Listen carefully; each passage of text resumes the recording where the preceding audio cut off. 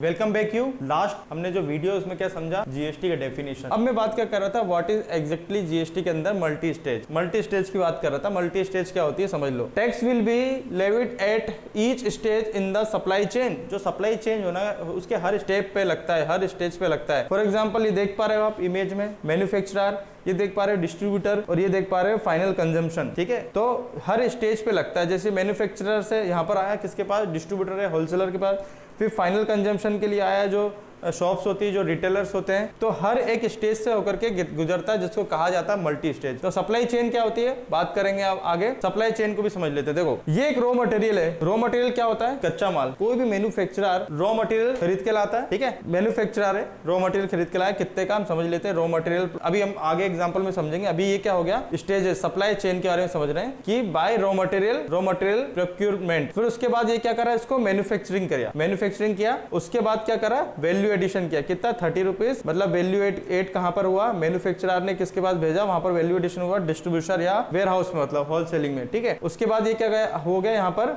Final consumption के लिए आया। वैल्यू एडिशन की यदि बात करें तो वैल्यू एडेड जो भी होता है वहीं पर आपको टैक्स देना होता है। तो वैल्यू एडिशन का मतलब क्या हुआ कि रॉ मटेरियल आपने फॉर एग्जांपल खरीदा यार्न, उसके बाद आपने मैन्युफैक्चरिंग किया, वेव्स बनाया, है ना, तो उसमें वैल्यू एडेड कितना हुआ, 40 रुपीज, तो इस पर टैक्स लगेगा। उसके बाद जो वैल्यू एड कर रहे हैं लेबल्स, इन्वेंट्रीज, तो 30 रुपीज पे टैक्स लगेगा। उसके बाद यहाँ पर आ गए आप पैकेजिंग पे, मार्केटिंग पे जो वैल्यू एडिशन कर रहे हैं तो उसी पे टैक्स लगेगा। तो वैल्यू एडिशन का मतलब ये हो गया। अब वैल्यू एडेड मतलब tax is only on the value added. जो भी वैल्यू एड हो रही है, यहाँ आप देख पा रहे होंगे एग्जांपल में 40, 30, 20, इसके ऊपर आपको जीएसटी के अंदर टैक्स देना है। उसके बाद हम बात करेंगे destination based consumption. Destination based मतलब जो डेस्टिनेशन है वहां पर ही जो प्रोडक्शन जहां हो रहा है वहां नहीं, जो डेस्टिनेशन हो रहा है, मतलब कहने का जहां पर सर्विस प्रोवाइड हो रही है, जहां पर कंजम्पशन हो रहा है, वहीं पर आपको टैक्स लगेगा। मतलब उसी की स्टेट जो गवर्नमेंट है ना, वही टैक्स कलेक्ट करने का अधिकार उसको ही होगा। तो इसको समझते थोड़ा बारीकी से समझ में आ जाएगा। देखो कैसे डेस्टिनेशन बेस्ड कंजम्पशन का मतलब हुआ कि कोई भी गुड्स आप एक जगह से दूसरी जगह भेज रहे हो, तो उसमें क्या है कि आपको देखना है वेयर आर द गुड और सर्विस कंज्यूम्ड, मतलब कि कहां पर सर्विस कंज्यूम हो रही है, जो गुड्स और सर्विस है। तो इसको नोट कर लो पहले। तो दूसरा ये पॉइंट नोट कर लो, प्लेस ऑफ फाइनल कंजम्पशन। जो भी प्लेस होगा, जो फाइनल कंजम्पशन जहां हो रहा होगा,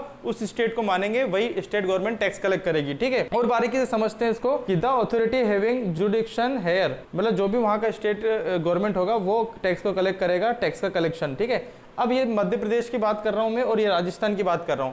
तो मध्य प्रदेश क्या है, मैन्युफैक्चरिंग हो रही मध्य प्रदेश के अंदर, और फाइनल कंजम्पशन कहां हो रहा है, राजस्थान। तो अभी मैंने आपको थोड़ी देर पहले क्या बताया कि where are the goods and service consume place of final consumption. तो फाइनल कंजम्पशन कहां हो रहा है, राजस्थान के अंदर। तो मतलब राजस्थान गवर्नमेंट टैक्स कलेक्ट करने का अधिकार रखेगी। तो यहां से मैन्युफैक्चरिंग हुआ गुड्स, यहां से यहां आया, राजस्थान में कंजम्पशन यहां हो रहा है, तो Rajasthan government will collect this tax. तो कौन कलेक्ट करेगा, राजस्थान गवर्नमेंट। तो प्रोड्यूसर स्टेट कौन सा होगा, मध्य प्रदेश, और कंज्यूमर स्टेट कौन सा हो गया, आपका राजस्थान।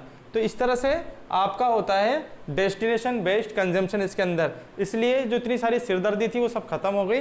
आपको डेस्टिनेशन बेस्ड जिसमें कंजम्पशन लगेगा, उसी गवर्नमेंट को टैक्स कलेक्ट करने का अधिकार होगा। तो tax revenue is for the consumer state और not for the producer state, जो मैंने अभी आपको बताया था। अब इंपोर्ट और एक्सपोर्ट को भी समझ लेते हैं। तो इंपोर्ट और एक्सपोर्ट को समझने के लिए चलते हैं नेक्स्ट वीडियो में, ताकि आपको पता चल जाए कि इंपोर्ट पे टैक्स लगता है या एक्सपोर्ट पे टैक्स लगता है। अगर आपने वीडियो को एंड तक देखा है तो आप लोग के लिए गुड न्यूज़ ये है कि आप ये जो हम एक एक करके जो सीरीज चला रहे हैं, चाहे वो इनकम टैक्स की हो, चाहे जीएसटी की हो, या टीडीएस या अदर कोर्सेज की, ये हम आपको एक बूट कैम्प कोर्स के रूप में हमारे प्लेटफॉर्म पे भी प्रोवाइड कर रहे हैं, मात्र 1 रुपये में। हाँ, जस्ट 1 रुपये आपको पे करना है, और हमारा ये बूट कैम्प कोर्स हमारे प्लेटफॉर्म पे आपको मिल जाएगा। करना क्या है, आपको एप्लीकेशन को इंस्टॉल करना है, और एप्लीकेशन की लिंक दी गई है डिस्क्रिप्शन में, चाहे वो आप एंड्रॉयड यूज़र हो या iOS यूज़र हो, अलग अलग लिंक दी गई है। स्टोर में जाना है, इस कोर्स को, बूट कैम्प कोर्स को सर्च करना है, 1 रुपये पे करना है, प्रोफाइल में जाना है, आपको कोर्स शो हो जाएगा। बस इंस्टॉल करते समय ध्यान रखना कि आपको एज अ पेरेंट वाले ऑप्शन को ऑन नहीं करना है, नहीं तो इंस्टॉल करने के बाद आपकी एप्लीकेशन काम नहीं करेगी।